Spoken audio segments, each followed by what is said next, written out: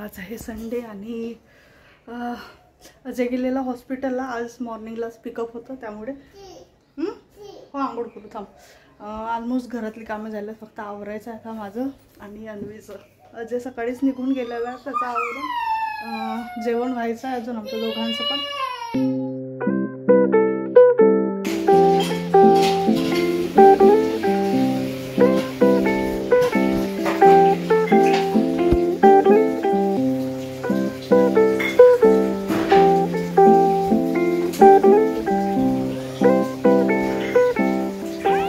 Hello, good morning, welcome back to my channel. So आज आहे Monday आणि श्राद्ध सुरू झालेले आहेत गणपतीनंतर.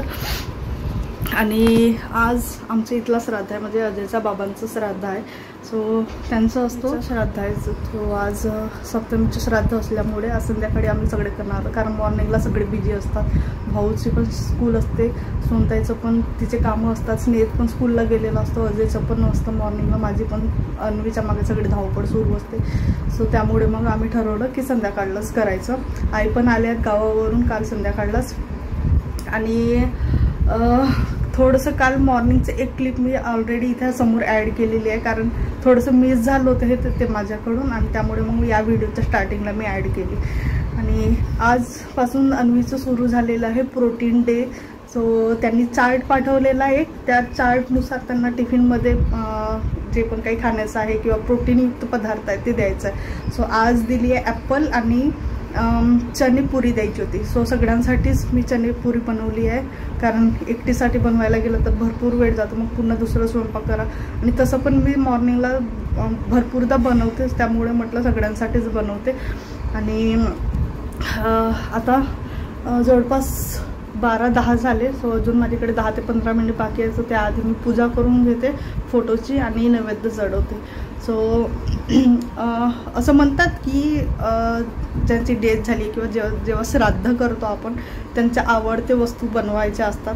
सो आता मॉर्निंगला तर पॉसिबल नाही राहत एवढं सगळे वडे वगैरे तयार करणे, म्हणून संध्याकाळी आम्ही ते प्लॅन ठेवलेला आहे. सो आता जे पण काही मी बनवलं ते सगळं मी ताटामध्ये ठेवून फोटोसमोर ठेवून देणार आणि पूजा करून घेते. तोपर्यंत अन्वीला पण आणायची माझी वेळ होते. आणि बघू आता, काल दुपारपासून थोडंसं बॉडी पेन वाटतं आहे. अन्वीचं पण थोडं चिडचिडपणा 2 दिवसात खूप जास्त वाढलेला आहे, म्हणून काल आम्ही तिला गेम झोनला घेऊन गेलो होतो. मिनिस्ट्री ऑफ किड्स म्हणून आहे तिथे.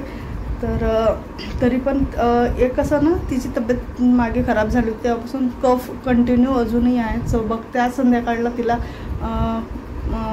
बघू आज संध्याकाळपर्यंत तिचं काय सिच्युएशन असतं तसं तिला मग हॉस्पिटलला घेऊन जाऊ, कारण काही गोष्टी आपल्याला लक्षात येत नाही, पण डॉक्टर बघता बरोबर लक्षात येतं. आणि ज्यांच्याकडे आम्ही ट्रीटमेंट करतो ती आधीपासून खूप छान डॉक्टर आहेत, म्हणजे अगदी कमीत कमी 1 किंवा 2 औषधांमध्ये ते त्यांची ट्रीटमेंट असते. आणि मोस्टली ते आधी औषध देण्याच्या आधी काही होम रेमेडीज सांगतात करण्यासाठी. सो ते आधी त्या गोष्टीला ते जास्त प्रेफरन्स देतात.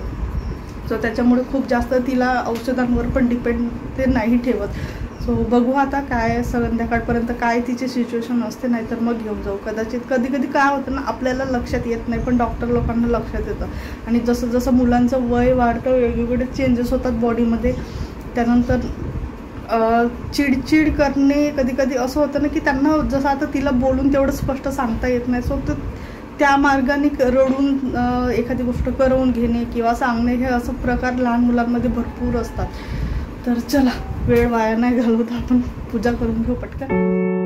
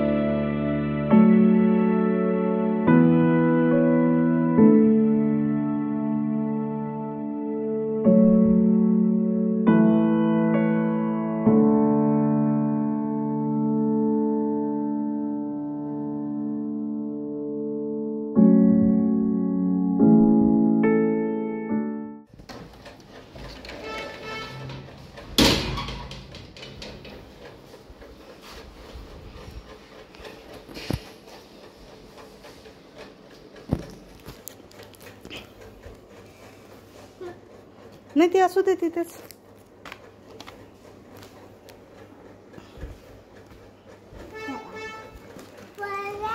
सगळे बाहेर काढ, सगळे कपाटात ठेवून देऊ. ठीक आहे.